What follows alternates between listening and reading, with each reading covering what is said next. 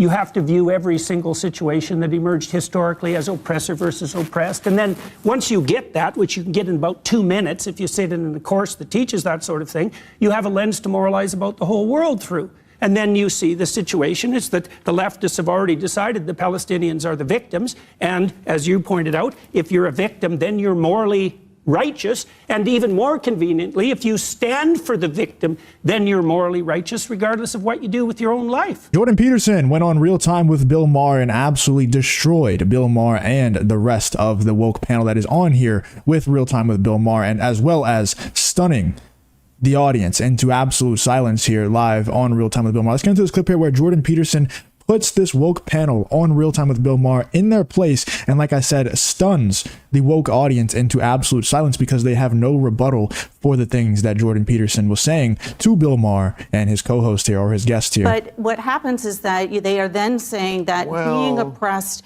is being good. I don't know if the Holocaust. Yeah, well, this is the main issue. I mean, part of the reason that you see all this foolishness on university campuses too is because people have bought this idiot meta-Marxism, which is that the way to look at every social relationship that people ever have is through the lens of power.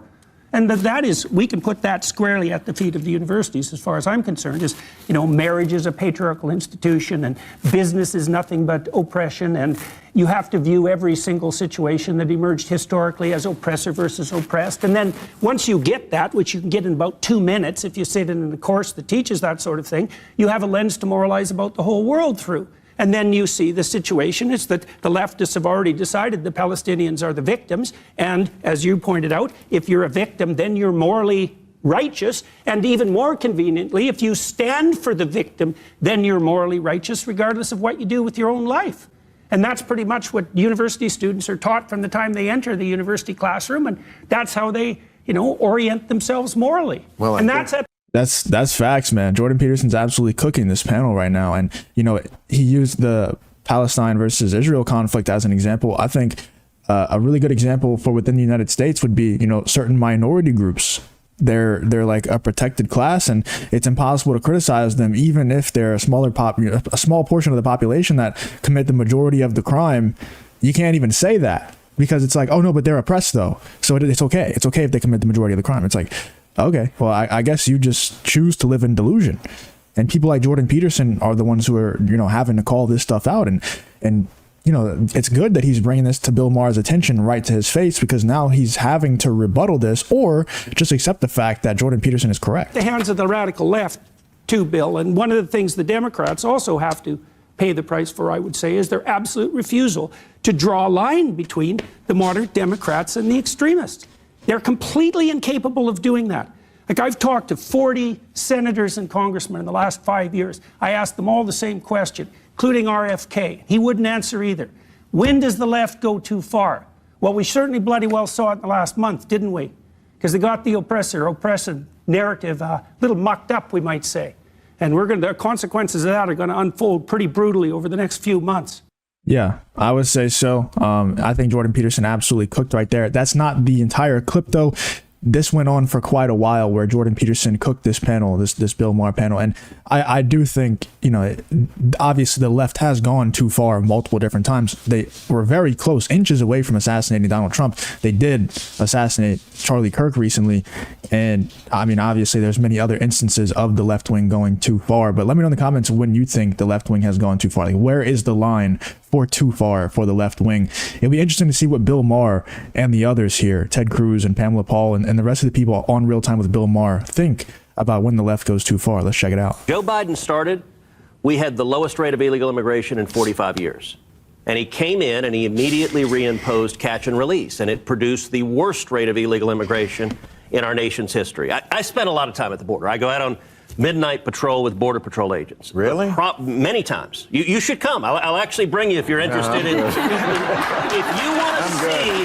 No. I will tell you this, actually, Bill. If you saw what was happening, you would be horrified, because the people being abused by the traffickers, you don't understand it till you see it firsthand, and it is immoral what's happening at our southern border. I take your word.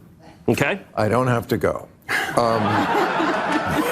But it is easy to fix, because what actually worked is we had an agreement with Mexico that was called the Remain in Mexico Agreement, which says that if someone crossed into Mexico illegally from typically Central or South America, they would remain in Mexico while their asylum case was proceeding in the U.S., and the numbers plummeted. We had the lowest rate, as I said, in 45 years, and then Biden came in and ripped that international agreement to shreds, and that's what produced now 8.4 million illegal aliens since Biden's been president. Boy, I walked right into that one, didn't I? Yes. I know you know this. This is part of your... But, all right, let me ask it a different way. Do you think if we attacked it from the reverse angle, in other words, if we punish the employers... Absolutely. It would, and you think we should? Oh, look, I am all for E-Verify. I would absolutely punish the employers, and I've introduced legislation to do that multiple times. And what happened? Your party must not like that because we know cheap labor is good. So, look, there are a lot of Republicans who don't like that. They're fewer, but I do think that the Republican Party is changing. I think we're becoming much more of a blue-collar party, which I think is a very good thing. Okay. This is for...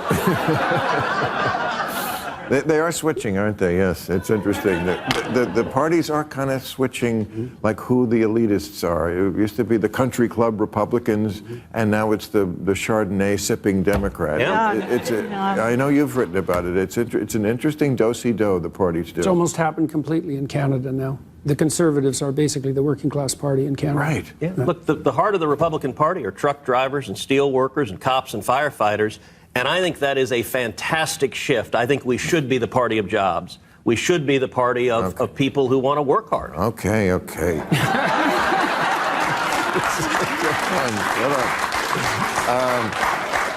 For Jordan, are men more susceptible to loneliness than women? No.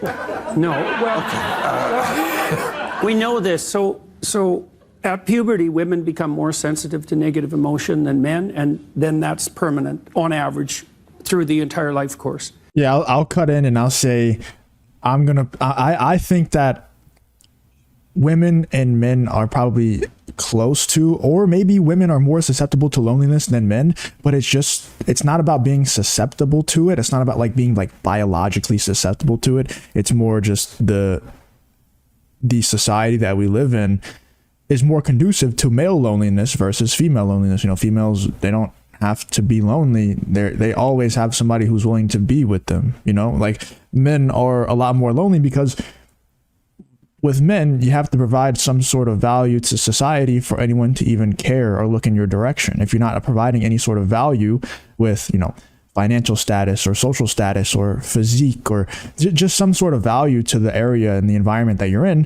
nobody's going to look in your direction. Nobody cares. Nobody gives a shit. Versus women, you just kind of exist and people care about you. So I don't think it's being susceptible as much as it's just like that's the society that we live in, that's just how it is, you know? And it looks like it's associated with hormonal changes. And so cross-culturally, women experience higher levels of depression and anxiety and shame and guilt, all the negative emotions that clump together. And so loneliness is a pain-related emotion, and women are more susceptible to that. What do you now? Everybody recognizes that women, girls, mature faster than boys. I mean, this is why they're going out with the upperclassmen. And at any age, they usually don't want somebody exactly their age. Even though this country is like crazy for age-appropriate, God forbid we go out of that. But what do you think, if you had to name a number, pick of like how far ahead the women are years-wise? Well, we know women prefer men 4 years older cross-culturally. 4? Yeah. But and it's not necessarily only a matter of maturation. It's also the case that women are more attracted by socioeconomic status and productivity than men are in relationship to how women. many years head start does a man need to match his maturity level to a woman? I mean, it's really so simple, dude. If you just like, it's so simple, you know. Men are willing to date down. Women are not willing to date down. You know, women date up. You have to be basically better than the woman in every single way, in every single facet of life for them to be interested in you. And that's just how the world works. You know, I don't know why we got to play these games like dancing around the topic, dancing around the issue. That's just the reality of it. If you're not better than them in every single facet of life, they don't actually want you. They might be with you because maybe they're out of other options, but they don't genuinely desire to be with you. Okay, whatever. Let's just call it off there. Let me know in the comments what you guys think about Jordan Peterson's schooling, Bill Maher, and this woke panel on these different topics here, these different, discussions about the political landscape, the cultural landscape of the United States. Let me know in the comments what you guys think about this whole Jordan Peterson on Real Time with Bill Maher situation.